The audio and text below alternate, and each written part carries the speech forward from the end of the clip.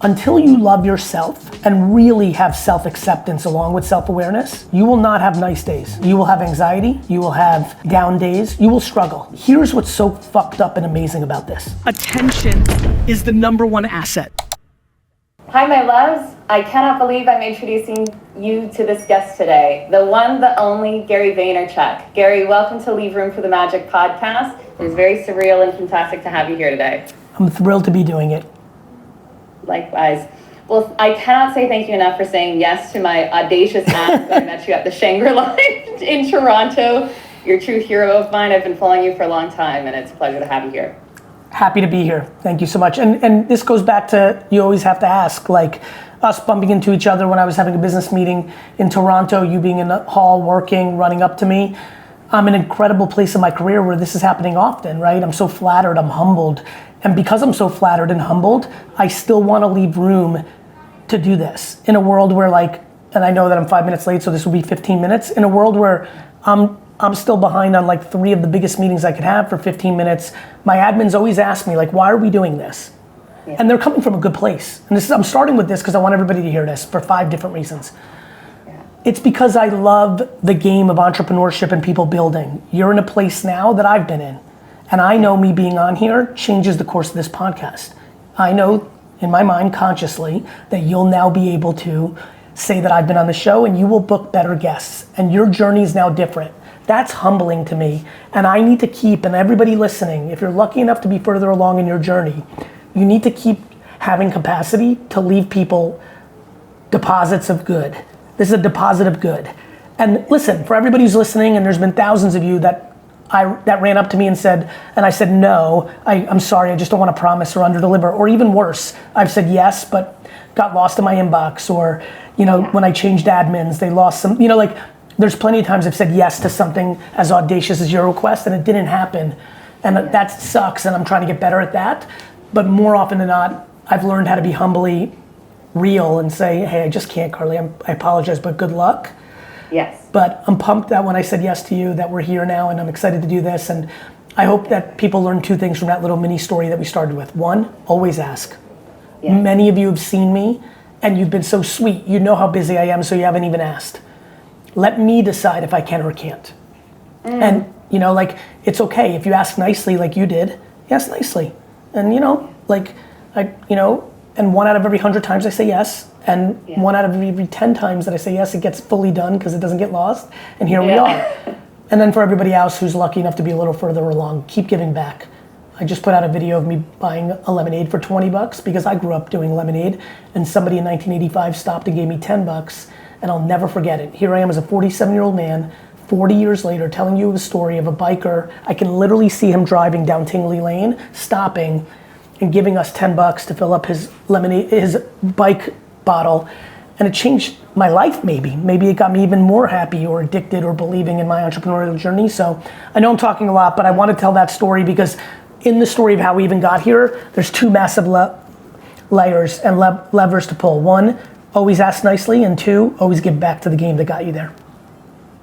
Wonderful, well, thank you. My colleague who was sitting there with me today, yes, I remember, actually recorded the story of the synchronicity of running into you and stuff like that. So that's going to be after your interview. So I hope people stay on and listen to that because it's a fun, magical one for me, and it's magical to have you there here today. And actually, I'd love to start with that question because one of the things that really struck me as somebody who's flying around doing all these business meetings, running multiple companies, you're very present with everybody that you come across because I witnessed you interacting with a colleague of mine as we were leaving a conference. How do you develop, how do you get prepared at the beginning of the day to develop that kind of presence that you can have that attention with people? I don't know if it's a beginning of the day thing. I think it's a, every second of the day thing, which is, I'm aware that my communication style doesn't necessarily represent humility.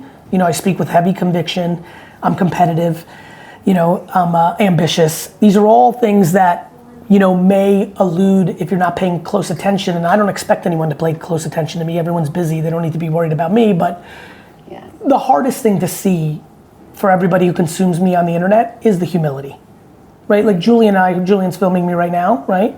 We were at the airport in Utah this weekend, actually Saturday, and we had like a few minutes to talk in the airport, and we're kind of talking about, he brought up like, something wild happened actually, and like the way I handled it, I'm proud of.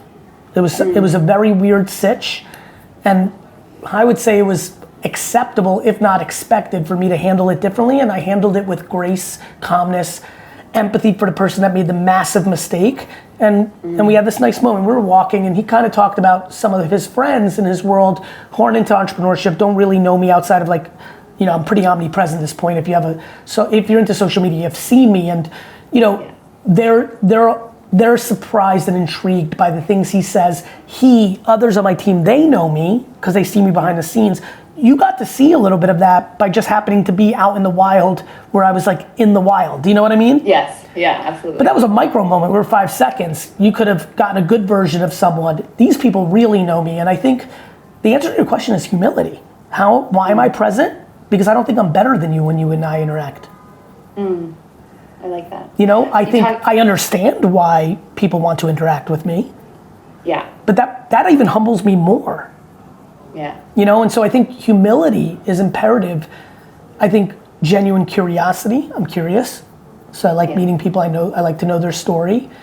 And look, I think I have a genuine love for people. So it's easier for me to be present because I like the human on the other side. I default into optimism. I don't approach people with cynicism. I don't think that they need to earn my trust. I give it to them on day one. I'm open-hearted, I'm full of love for my fellow humans until proven otherwise. And even when proven otherwise, I deploy compassion and sympathy for them trying to hurt or do wrong. And so that emotional framework leads to being intent and really locked in with people. Well, and I know you've talked a lot online about those are skill sets that your parents and especially your mom has given you over the time. Is that a muscle you've built over your lifetime, Yes. like between Yes. 18 and 47? Yeah, and I would say even earlier. I think a lot about high school. It's kind of crazy how I navigated high school. I was 4'11" my freshman year of high school, which and I looked 11. So now I'm 14. Going into high school, I look 11, 12 on a good day. I'm 4'11". If you don't think senior guys picked out, they're the easy target. And I think back to the first months of freshman year of high school recently, and I was like, man, and maybe this is happening because my daughter's gone into high school now and I'm seeing the same in her. Like, I was just able to navigate it emotionally. Like, no teasing, no making fun of, no bullying, no pushing, no physical or emotional or verbal conflict penetrated my self-esteem. So I was locked in fairly early, and then because of that, because I was good, now I had the capacity to bring good. So not only was I dealing with it, I was the one who was the hand around the shoulder for my fellow classmates who weren't able to deal with it. So not only did I probably get picked on and razzed and beat up a little bit more than the rest of the gang because I was of the size and I'm also loud in who I am to begin with, so I was an easy target. I was able to first convert any of that negative energy to positive energy pretty quickly because even at 14 I had enough charisma to flip even the toughest bully that was a junior. But second, I was there for my homies, right? I was there for classmates I just met who just, freshman year of high school in 1990 in New Jersey was, let's put it this way, politically incorrect. And so, I think it's always been there, but it is a muscle that I've worked on day in and day out, day in and day out. And I continue to work on it daily. I think being the bigger person is something I practice every day. That's wonderful. I'm going to shift gears here a little bit, Gary. One of the questions I had for you coming into this, you've talked online about your intuition being like the brain in your stomach. And I think a lot of business people talk about like the tactical stuff, and people touch on the intuitive pieces of it. But if I think about, one of my questions for you is, how do you navigate your gut intuition? Do you have practical tools and checks against that gut intuition? Of course, the results. Yeah. But I'm not scared of losing. Right. Why am I so good at intuition, quote unquote? Yeah. Because I don't fear being wrong. See what's happening there? I love how you reacted. Got it? Yeah. There's two things going on. It's not that I'm more intuitive than everyone. It's that I'm willing to risk it on my intuition Because if I'm wrong, two things happened. I lost and I learned, and I get ridiculed or judged, but I don't care. Right. And I don't care because I'm audacious. I don't care because I'm empathetic that one's judgment on my business decision, if I failed, is no different than me being frustrated with the New York Jets. They're allowed. Right. They're allowed. Yeah. Is there a gap between you acting on your intuition, or do you typically at this stage just kind of flow with it? Have you ever had it, I guess conversely, have you ever had a time where you went against your intuition and kind of learned from that as well? Of course. Yeah. You know, it's not very clear to me. Like, you know, my brain moves pretty fast and I was trying to think of a quick, good example for you, but like, yeah, of course. Normally when I'm being overly hopeful, I'm uncomfortably optimistic, and I think I've had to become more and more practically optimistic through the years. I'm very good at like taking the stray dog home only to then get bit and have a disease. I'm like I always used to tell my girlfriends, girls that were my friends that weren't my girlfriends, I used to always in college and high school and post-college tell them that like, oh, thank God I'm not a girl. I would have only dated bad boys because I love a good fixing project. Like I find them, I'd literally find the most completely broken dude and like try to fix him. You know what I mean? That cliche. Yeah. Like I've definitely done a poor job hiring through the years because I'm doing a form of charity more than I'm doing a form of running business. These are things I've had to get better at. Yeah, I've heard you talk about your superpower being empathy before, and I think a lot of empathetic people fall into that pattern of fixing and thinking they can do more with somebody, especially in a relationship sense, than they can. 100%, and that's okay too. Like I don't mind all those losses. I'd do it again. You gave somebody a try. You went for optimism. You went for love. You went for hope. But you know, there's consequences to making bad decisions, and if you're I think I'm better at recognizing whom to make those jumps with. And I think there's a level of humility that wasn't in that. I felt so over the top emotionally strong that there was probably a part of me that thought I could fix anyone. And I think now I'm learning like at what cost, and now I look at it as to the cost of whom. Big thing that's happening in my career is I'm now worried about the top 20% of my organization not getting the financial, emotional, and all the other value they can get from me and my companies because I'm spending too much time enabling and entitling the bottom 20%. Yeah. And that's been a new reconciling that I have to do in my own body. Yeah. Along similar lines to that, I know you've got this big life goal of owning the Jets. I mean, it's in your bio. I think there's a lot of talk about manifesting online, but this podcast tries to bridge the spiritual and the practical. So when you're trying to make decisions, if that's a big life goal of yours, how do you make decisions, those short-term decisions, to ensure you're staying on track towards that big goal? I mean, the big goal is complicated. I think a lot of times if somebody doesn't know me, especially if they have like, let's say maybe even a cynical view, it's like, ugh, another guy trying to be a billionaire and buy the Jets. But this is like, if you go to my Instagram, the first post I have pinned goes very deep into why this has been with me since I was 7-8 years old. And that's a good one. Yeah, and I think, honestly, even when you ask this question, probably the reason I just answered that is I don't really focus on that. I don't really focus that today was another stepping stone to buying the Jets. I focus on today is another day I'd like to be happy and deliver on my responsibilities. And I'm aware that I have this big goal in the background. I try to aim big and I try to do big things and I try to build, but I'm not crippled by the literal interpretation. I think a lot of the theme of this talk is I focus on the gray more than the black and white. Yeah. And I think you've referenced it multiple times. It makes me feel in different ways, tactics of this, like, so it makes me feel like you see me. I'm playing in the gray.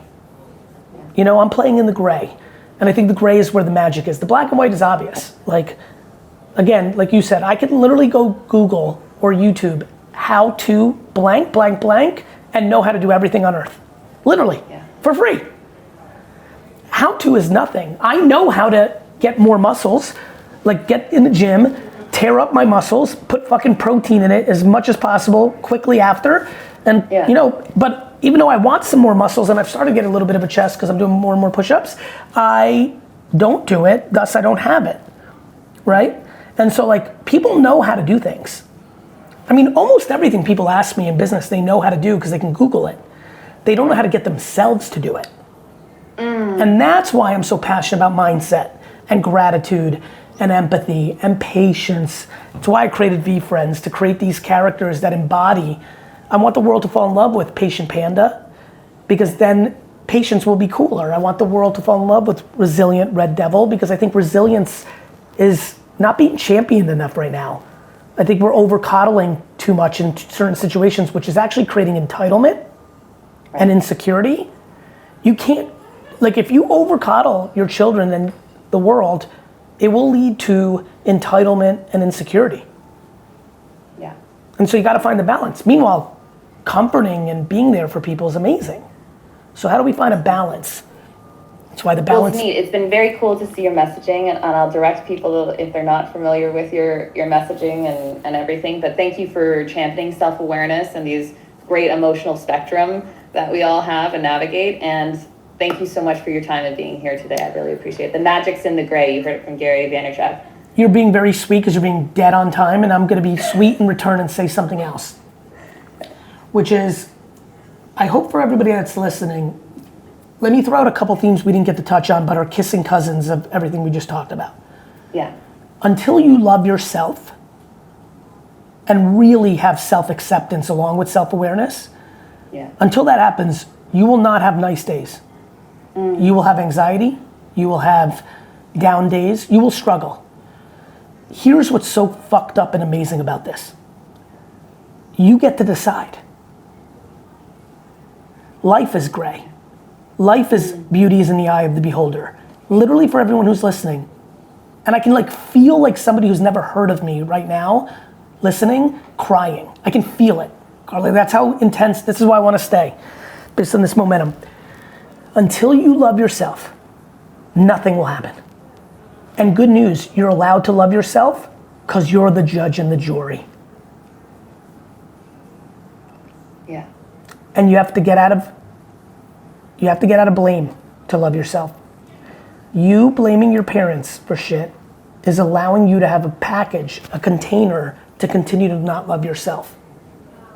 We must become more emotionally accountable. We are capable. You are capable to get free meditation. You are capable to get free exercise, AKA like push-ups in your room, walking on a hill. There's unlimited, you are free to recognize that you're hanging around people that are negative, and you can start limiting that time, and you can go to the person that's most positive in your office and be like, hey Karlee, I wanna be your friend. Can I take you out for lunch today? You are in control. Not everybody can afford therapy, but for those that can, Karlee, do you know most people would rather buy a Chanel bag or a Porsche to cover up their hurt instead of spend those dollars on therapy? Yeah. Everyone, but then go ahead. It's so tied with self-awareness because potentially they don't have the self-awareness to realize that's what they're trying to numb. What do you think? Correct, but what do you think I'm doing here? Ready? Very simple. This is a simple game. You don't have to be an emotional intelligence genius. Are you happy more times when you wake up than you are not? The end. You don't need to be how often are you happy? I wake up happy 90% of the time. 5%, 8% indifferent, and 2% anxious. That is off the charts numbers. That is. I'm not even asking for people to do that. I got the luck of the draw. I did a lot of work. There's a lot that went into me being here at 47. My question is, where are you? Right. Julian, what's your answer? Happy, indifferent, anxious, not great. Go, real talk, no bullshit. 75% happy, 20% indifferent, whatever the rest is. 5%. That's incredible. That makes me look at Julian, and I know him enough to be like, fits in the pocket. How about you, Karlee? Real talk, no bullshit, vulnerable. Go with me. Real talk right now, I'm 50-50. Great. I'm on a bit of a roller coaster. I'm feeling in transition in a weird stage of my life. What you just did for everyone is everything. Yeah. You have an audience that looks up to you, likes you. Many of the people listening, whether you have 9 listeners or 900, look up to you. And for them to hear that 50% of the time that you wake up, you're meh. Yeah. For me, this is where if we were best friends, you would be 80, 90. I'll tell you why. I would have convinced you through the years of being together or over one important dinner that not knowing where you're going is not bad. It's actually cool. Yeah. Like what? Nobody really knows where they're going. A tree may fall on my head today. I didn't know that was gonna happen. Like nobody knows. Being comfortable with not knowing where the next turn of the roller coaster is, I have nothing but headaches. I had a lot of bad things happen today already. It's 3:24 p.m. I mean real things. Gotta fire a partner in one business, like somebody's sick, like personal stuff. Like I've had a rough day by everyone's standards besides the 5% of people that are like me. Right. It's okay. Yeah. Well, and I've seen the reps you put in. I go back often, I'm 33 right now, and it's a very stark difference from my 20s where I feel like I knew the next step. If I was transitioning, I kind of knew what was coming next, and this has been an interesting one where I feel the transition, but I don't know the next, and that's the Were you the magic were part. you a good student? Yes. Makes all the sense in the world. Yeah. Everything I just heard is you knew the system, you knew how to get the A. There's a reason I got Fs. I don't give a fuck about the system is the problem. Yeah. You not knowing what's next is the best thing that happened to you. It's time for you to let go and know that you're not in control at all. Right. That's fun. Carl, Well, you're literally not in control. Yeah. Maybe this podcast is the changing moment of your career. Yeah. You didn't Could be. You didn't strategically decide to sit in that fucking restaurant hotel in Toronto. Promise it wasn't. I'm gonna sit here because GaryVee's in town and he's gonna walk through here. No, I had no idea. Correct. That's life. That's real life. Yeah. Cool. Love you. See ya. Very neat. Thank you so much, Gary. Take care.